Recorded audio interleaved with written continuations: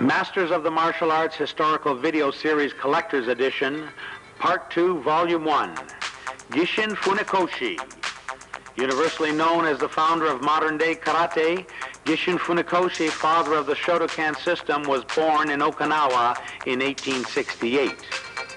Funakoshi's first martial arts instructor was Yasutsuno Azato, with whom he trained while in primary school. In 1902, Funakoshi's karate demonstration for the Commissioner of Schools, Shintaro Ozawa, led to the introduction of karate into the physical education programs of several schools. He was responsible for the propagation of karate throughout Okinawa and the world. And in 1913, he formed a team of martial artists to travel across Okinawa to demonstrate the art. The team was compiled of many renowned karateka, including Choki Motobu, Kenwa Mabuni, and Chotuko Kayan. The first national sports exhibition in 1922 in Tokyo to publicly display karate jutsu. While in Japan, Funakoshi was introduced to Jigoro Kano, the founder of judo, who asked him to demonstrate karate at the Kodokan. Funakoshi's friendship with Kano grew, and they exchanged many ideas between the two arts. Kano adopted many techniques from karate jutsu for use in the judo system, and Funakoshi utilized Kano's ranking system for recognizing a student's qualifications and abilities. In 1933, Funakoshi changed the concept of kata from its original meaning of China, written in Chinese characters, to empty, and had it redrawn with Japanese characters.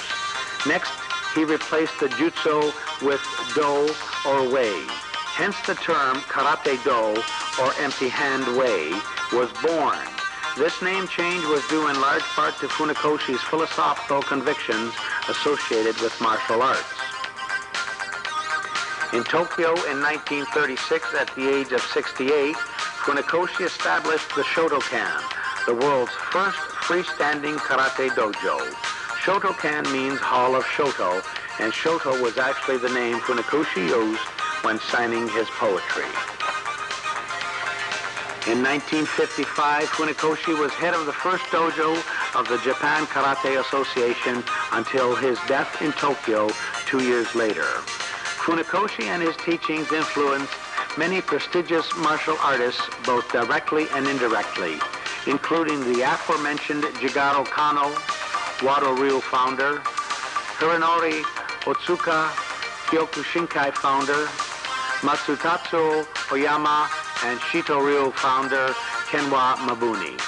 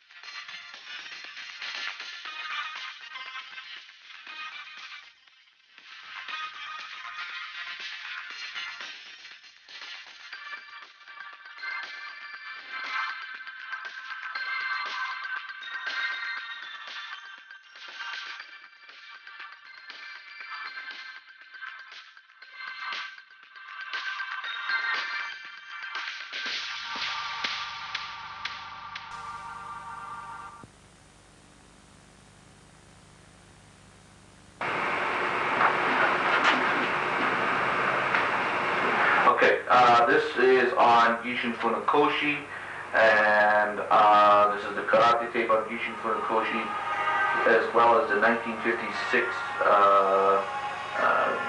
video of the JK. David, what can you tell us about this tape on Gichin Funakoshi and the rarity of this tape? It's very rare. I practiced karate for 25 years, and in the last probably 4 or 5 years, doing in-depth study into Funakoshi and the roots of shotokan karate. And as far as I know, I've talked to many historians from England, from Japan, and here in America. Nobody had this film. So this film is very, very rare. I'm not exactly sure of the time frame, but we're looking at a date from approximately about 1949 to about 1955, in that time frame. Maybe we can pinpoint that. However, what you are seeing is a man who is in his 80s performing Iban Kumute, or one-point sparring. It is from 2 angles, and you can see very, very clear that Funakoshi is very, very exact. Okay. And one of the things that you'll notice is that Funakoshi stances, they're much more natural, approximately shoulder length apart. In karate, changed a bit after his death and got longer, but you're going to see Funakoshi, how he taught his karate. One interesting thing about this tape, when you see Funakoshi, he had a very, very strong grip. You notice that since Bata is punching in, Funakoshi parries the blow, but he's either got a hold of the wrist or the gi. He's like, just pulls him a little off balance. Funakoshi was very short in stature, even for Okinawan standards. He was, at best, 5 feet tall, 135 pounds at best. Bata was quite bigger, and many of Funakoshi's students were bigger than him. After all, he taught some American GIs. But you can notice that he could get inside of them.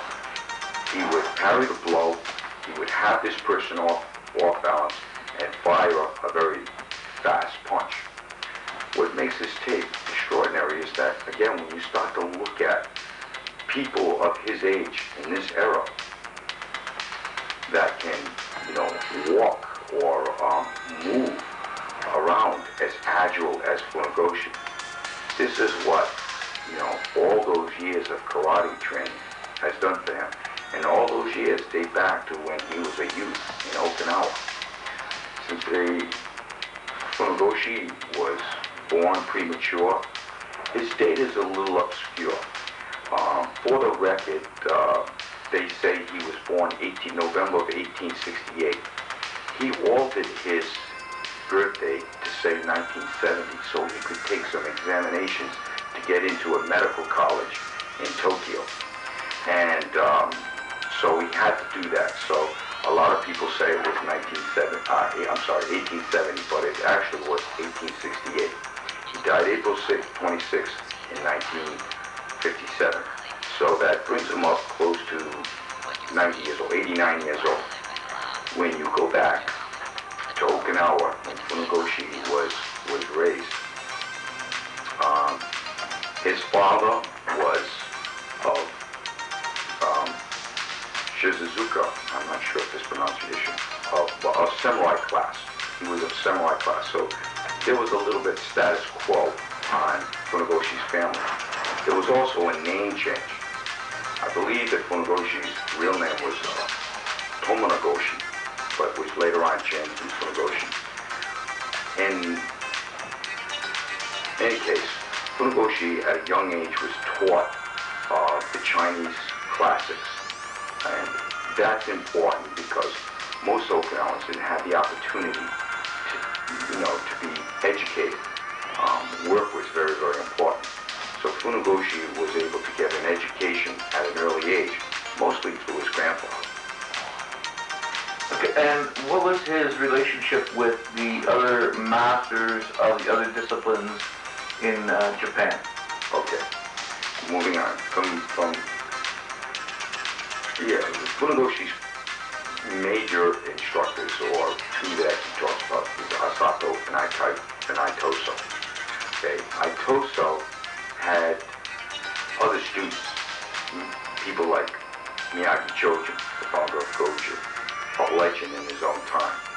And if I could take just a minute to talk about Miyagi Chojin was recognized as probably the most powerful individual. His physical strength was probably the highest of like people like Kenwa Mabuni and Gichin Funakoshi. He was a very, very powerful man, a wealthy man. And Kenwa Mabuni, also a student of Itoso. Now, don't forget that these guys had trained with other people. Matsumura, Higaonna, a lot of different influence.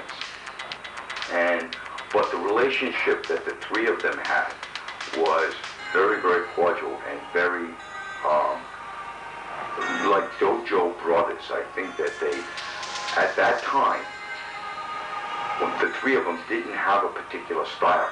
They just were studying Tote or Rokyu, Kempo, whatever they were calling it back then. It wasn't really called karate then, yes and no. But the three of them shared a common interest, and that was to train in karate and to hopefully to introduce karate to the world, because they believed that they were trained warriors. Now, what that meant was that the three of them believed that it was like if you gave somebody a gun, that gives you a lot of power, okay? You can do two things. You can have the gun for peaceful purposes, and you can have the gun to take the life. The way they trained was almost the same thing. They had the power to take a life, and they had the power to use it for defense only. The three of them had that consensus amongst them. And so with that, they kind of had the same philosophy. So I believe that, and many, many references, when you talk to Goju people about Funakoshi, those who were around at that time have much respect for one another. I think that, like modern day times, Goju people stick with Goju, Shotokan sticks with Shotokan, Shintaro sticks with, the police of Kenwa Mabuni. But back in their days, when you ask about the three of them, they had tremendous harmony among each other, and they worked out with each other whenever they could, and helped out with each other whenever they could. What can you actually tell us about the naming of the style of shotokan? Interesting. Okay, Funakoshi, besides being a great karate man, Funakoshi wrote a lot of poems, mostly about karate. And so when he signed these poems, he would sign it under his nickname, Shoto. Shoto translated means pine waves. And he got that name because many times when he left Azato's house or Itoso's house, he would have to walk through these paths that would take him through these pine trees. And this was when Funakoshi would think about, writing poems or think about nature in itself. And the pine waves, he thought, was a fitting name to nickname himself for these poems. So in 1935 or 36, when his students erected the first dojo, they called it the Hall of Shoto, and thus the name Shotokan. Kan meaning building, Shoto meaning pine waves. The Hall of Shoto was developed in 1936. Unfortunately, it was destroyed during the war in 1945. But that's how Shotokan, and it wasn't, Funakoshi, even in his autobiography, he's honored, but he's not. He still believes at that time that karate should be one. Karate Do, the way of the empty hand. However, Shotokan became a style, and it almost became Japanese. Obviously, its influence was in Okinawa. Who else do we see on this video? Oh, the video of well, there are two, as you can You see, there are many legends on this tape. You're going to see Aseo Obata, one of Funakoshi's senior students, who was at one time a member of the JKA, but then left. You're going to see Sensei Nakayama, who probably helped JKA or made JKA what it is today. There are people like Okazaki, who's here in the United States in Philadelphia, Nishiyama, who's out in California, Ianoida, who's out in England, Kanazawa, also out in England. A lot of these people, Nagami, he's out in Louisiana. So there's many people that are in that film that are still alive today. Great. David, can you tell us how Master Funakoshi popularized karate in Japan? Okay. Upon the request of the Ministry of Education and the Emperor himself, Funakoshi had already did a demonstration in Japan in like 1917, returned to Okinawa, but then was asked to go back. So in 1922, Funakoshi set off for Japan to popularize karate. If you look at that time era, what was happening in Japan was judo had a good foothold, kendo was very, very popular, and karate was something very obscure. What Funakoshi did when he went over to Japan was he did a few demonstrations, was widely received, but nothing happened. Funakoshi had to take residence up at the Misazuka dormitory, which was a dormitory for Okinawan immigrants. And Funakoshi had a hard time trying to popularize karate. In fact, he lived so poorly that, he had to tell the cooks that, if you could give me something to eat, I would teach you karate. At best, at that time, he had maybe 10 students. So he had to work to clean up the place and take care of the mail just to survive in Japan. This is all taking place in 20. So he had a lot of dead time, but karate was always on his mind. So in 1922, he wrote a book, Rokyu Kempo. In this book, it's basically line drawings and Funakoshi's philosophy about karate, what it should be, and what kind of an attitude that you should have for it. And the book did very, very well. What happened was there was a big demand for it. Unfortunately, in 1923, a major earthquake happened in Japan. What it did was it destroyed the publishing house, and the book became it went off in obscurity. So now there was another demand to at least write another book. So 1925, 1926, in that era, Funakoshi wrote a second book called Tote Jitsu, or Rattan Karate Jitsu. And in that book, he uses a lot of photographs. And it's a little bit revised edition of the first one.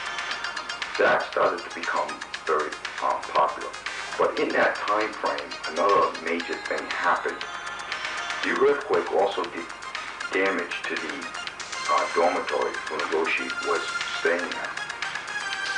There was a famous kendo master that was living at the time that his name was Hiromichi or Hirado Nakayama. He heard that Funakoshi's dojo or dormitory was damaged. So he allowed Funakoshi to come and teach at his dojo. And this is a major thing that happened in Japan, because it happens all the time now, but martial arts back then were like, this is kendo and you just do kendo, this is judo, you just do judo, and karate. And this famous Nakayama invited Funakoshi to teach on the off times. And because of Nakayama's influence, if Nakayama is allowing this Okinawan to teach karate, then this gentleman must have something of value. And Funakoshi's students started to increase. And from that point, Funakoshi did another smart thing. He went and introduced karate to to the universities. A lot of them claim, you know, he taught here first, he taught there first. That's up there, you know, how you look at it. But he got into the universities such as Keio, Hosei, Tokyo, and a number of them. And that's when karate started to really start to get popular. And Funakoshi would travel around to these universities at least once a week to see how practice came from. You're talking now in the 30s, when the shotokan, getting back to when the shotokan was developed, Funakoshi had 3 sons and a daughter. Funakoshi had a 3rd son named Yoshitaka, they're called Hiko, and he was a very talented individual, a little bit bigger than his father and a little bit heavier, but a lot younger. At that time, you have to remember that, you know, Japan had kendo as a sport and judo as a sport. Back in Okinawa, karate wasn't done as a sport. Karate was done as self-defense. So the mindset in Japan is competitive, especially amongst universities. And so what was happening was that Yoshitaka, being of that college age, he could see that karate was very dry the way Funakoshi was teaching him. A lot of kata, a lot of makiwara. So the son was coming up with innovations to introduce, instead of sanban kumite, nippon kumite, 3-point span, 1-point span, to make jinyu kumite or 3-span, a little bit more interesting. The father allowed it to happen, but he never taught it. The style was very structured. For example, Funakoshi, in all his books or all his films that are available, you're never going to see Funakoshi doing a roundhouse kick. His karate was very, very simple. Front kick, side kick, that was basically it. But the son started to introduce the roundhouse kick, the back kick. And I guess Mr. Funakoshi allowed it to happen because he could see the interest of the students. What is the basic difference, and does this film show the difference between shotokan karate in its pioneer days and shotokan karate of today? Well, there's very small footage of Funakoshi, but what it does show is the basics, and it shows the stance level. I think that Funakoshi believed that you could stand approximately shoulder level apart and be very, very strong if your focus was there. And if you look at modern JKA stances, they're a lot longer. One of the pluses of that is that your center of balance is lower to the ground. You are stronger. It's harder to do. Your legs are longer, so you're deeper in your strength, your stance. So yes, there's some truth to the stability of the stance. The problem with the stance is that it's like physics. To get from point A to point B, you have to travel longer. And so therefore it cuts down on speed. They do practice speed drills, but I think Funakoshi's principle was stand naturally, make it focused, and you could still be as strong and fast. You don't have to get as deep. That's one of the differences. In summary, on this videotape, is there anything that you would say is historical significance other than the footage on Funakoshi? On this videotape, can you sum up for the people who are watching, what are the things that they should be really watching for? Okay, I think for people who are watching this tape that you can see that a lot of basics are done. A lot of basics. That people that are alive today and who are of high caliber spent a lot of time doing rising blocks or snap kicks over and over and over and over again. And I think that modern day people get bored with repetition and want to move on to other things. I don't know if that's good or bad, but you can see that these people spent a lot of time just training in the basics.